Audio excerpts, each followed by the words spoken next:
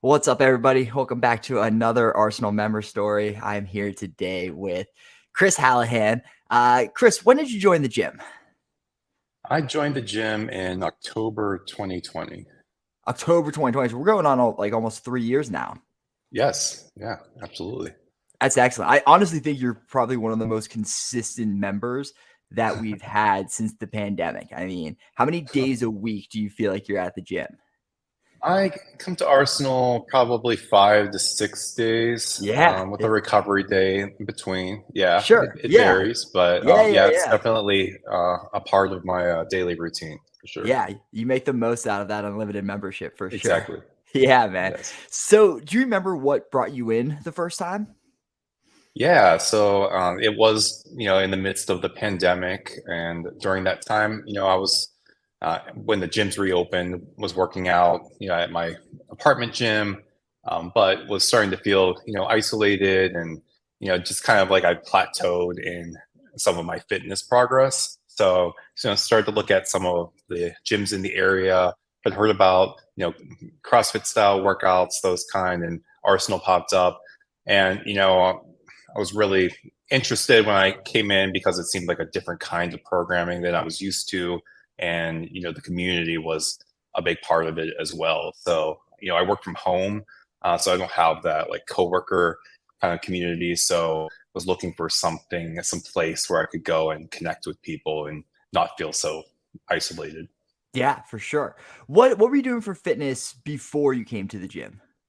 Yeah, it was kind of basic, traditional lifting, a lot of running, your kind of push pull kind of workouts. So kind of the same thing, week to week, and just kind of starts to feel repetitive after a while.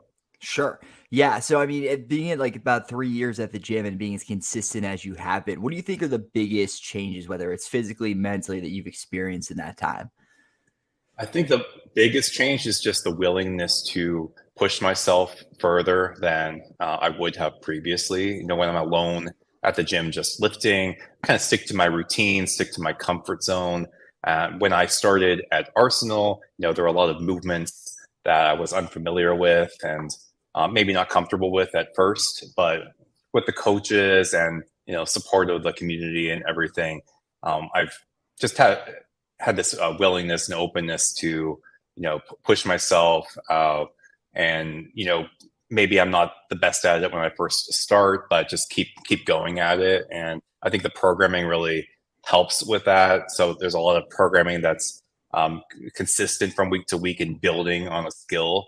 So you start at one weight, that maybe a lower weight, and then add on intensity over time. So I think that's like the biggest change. And then just physically, I started to notice too, like I was doing a lot of like vanity muscles, like, your arms and chest, things like that. I noticed like overall body composition improvement, just like core strength, stability. I had foot surgery before I started and was like really cautious about squats and deadlifts, things like Hmm. that. I felt like I had really poor balance, and a lot of that's been resolved or gone away, the pain and some of the just instability that I was feeling before.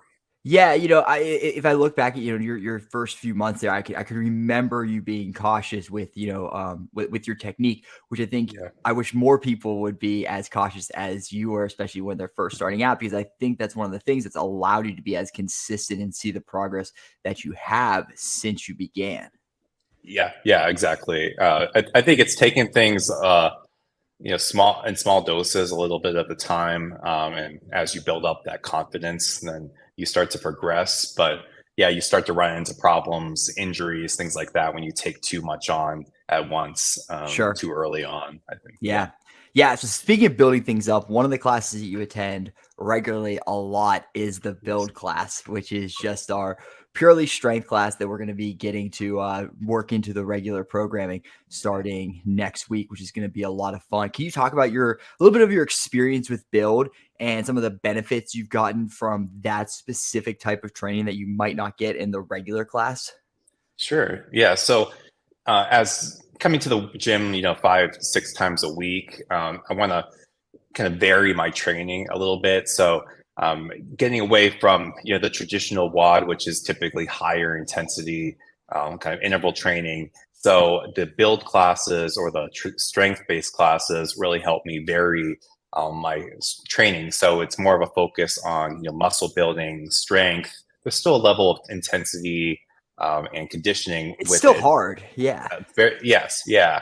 But I'd say it's a little slower pace, so you can kind of concentrate on form, technique, and maybe getting in higher rep schemes, for example. So we've done like 20 reps, for example, Yeah. or German volume training, those kinds of things that we wouldn't find in the normal WOD.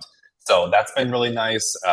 And with the build classes, we've also formed a kind of a mini community within the gym because For we have sure.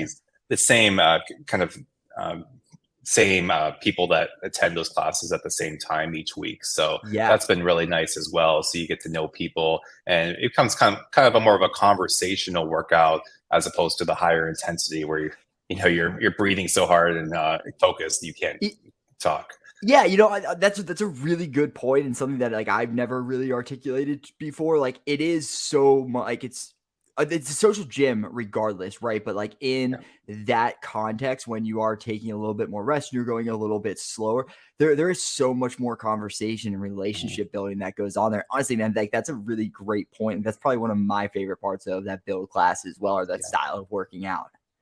Yeah, I hope we can carry that over as it's integrated, into the daily WOD kind of schedule too. If we can find ways to do that, I think will be awesome. Yeah. Yeah, I Yeah, think it will, honestly, because I think just by like the essence of that style of working out, it just lends itself to you having a little bit more time and like literal breath to carry on a conversation and get to know the person next to you. exactly. Yeah, yeah. Yeah. And we have some great people at the gym, and I think you build that community, and then you start to motivate and partner up with other people, and you kind of know where their strengths are, where their weaknesses are, and it just makes it even an even better community. Yeah. Yeah, for sure. So, with as consistent as you've been in the past 2.5, almost 3 years, was there ever a time where you kind of fell off or the consistency wasn't where you wanted it to be? And if so, what did you do to get yourself back on track? Yeah, so I'm a pretty habitual person, so I like to stay on schedule, and I definitely missed my daily workout when I do miss it. But there's life events that happen, I think, that throw people off, and have certainly thrown me off. Like I had a surgery where I had to be out for a few weeks, those kinds of things. Or during the pandemic when we had to shut down, work out from home. Those kinds of Yeah. things kind of throw you off too. So yeah, how do you get back on track? I do like that we have access to the workouts and like workout plans, even if we're not at the gym. So Mhm. let's say I want to take a workout and I'm traveling for work or something.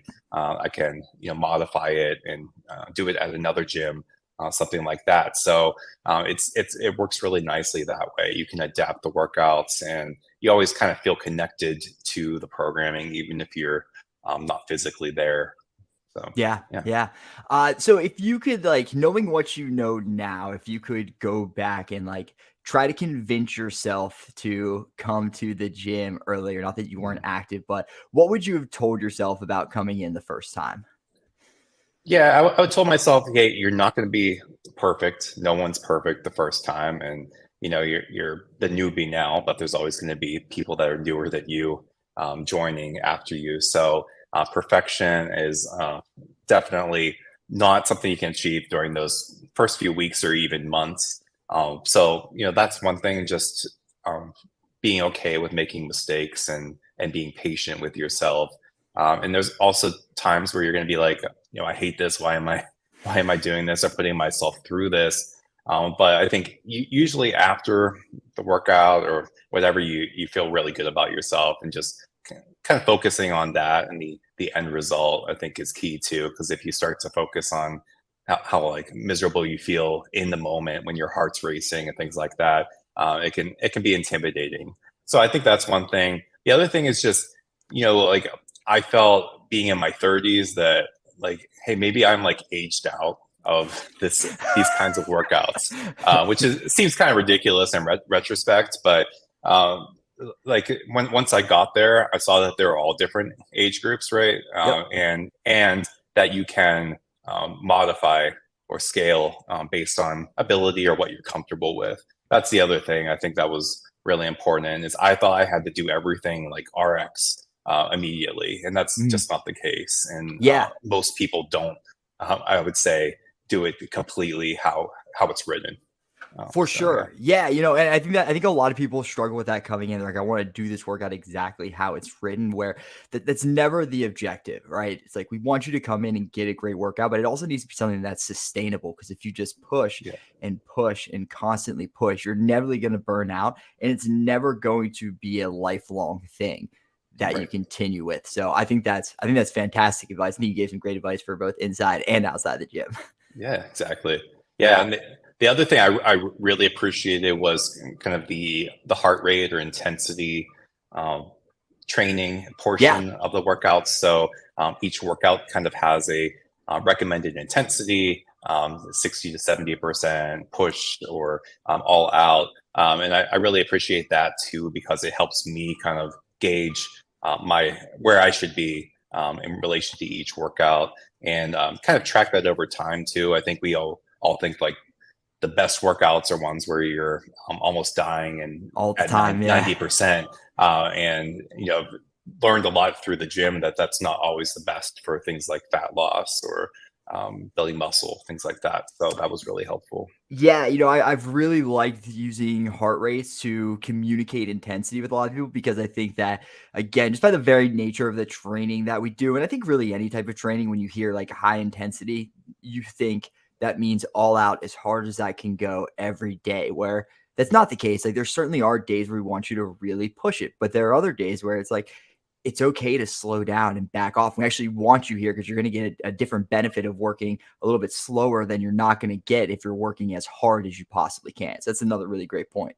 Yeah, and that I think the programming kind of leans itself to varying those different kinds of like intensity. So Yeah. it's not the same thing every day. One day it might be a slower burn, next day it's high intensity. So I really like having that kind of structure to follow and not having to think about it so much, right? And like I put it in the hands of the experts, the fitness gurus at the Yeah. gym. Yeah, not having to think about it is key. Even you touched on just coming to group classes and feeling a little bit more motivated like in that setting. And I'm the same way. I could go to the gym at any time during the day and work out, but I don't do it because I don't like to work out by myself. Like, I love Mhm. working out in the group and being surrounded by all the amazing people that we have at the gym. Exactly. For Yeah. sure. And yeah, I think when you're by yourself too, like you're just more apt to like pull out your phone and just like sit there and scroll. And, there's not time for that, or you can really just set aside like an hour for yourself with no distractions when you're in Yes. a group class, Yeah. that I unlike think other gym. Yeah, you disconnect, right? Yes. I think that's another really good point. Chris, you're on fire today with these good points, man. Thanks. Thanks. You do get to disconnect, right? And that is very different than when you're going to, a sort of Globo gym or like a Planet Fitness where you're going, you have headphones, you're Yeah. looking at your music, you're looking at your phone. There's no Yeah. socialization. You're not really disconnecting. You could be getting a great workout, but I think just having that time to yourself where you totally forget about the outside world, don't look at your phone for an hour and then go through the workout there's a lot to be said for that. Exactly. For sure. Yep. All right, man. Any more nuggets you want to leave us with? Any more nuggets? No, I think my biggest goal now, like I feel like I've got the fitness exercise part down. Of course, never perfect, still perfecting on a lot, but diet is something that Yeah. is like that last struggle where I'm Yeah. So trying to get better. yeah, so that's interesting, because like when people come in and they start talking about like diet and exercise, I'm always very wary of trying to help people make drastic changes in both areas simultaneously. Yeah. At what point were you like, okay, I feel like I really have a good footing with the fitness side of things? I need to start looking at my nutrition a little bit more if I want to take things to the next level?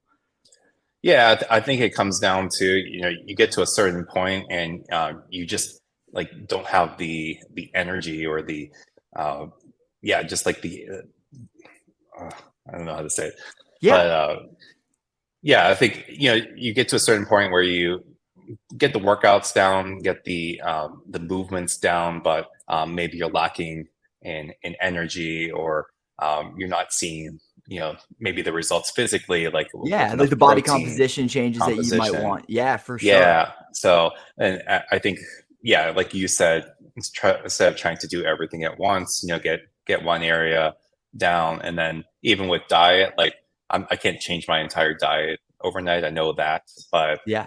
just starting to add on protein supplements, for example, is something I've been trying to do like twice a day. Something I have heard about in the gym. So that's one place to start, and then building on from there.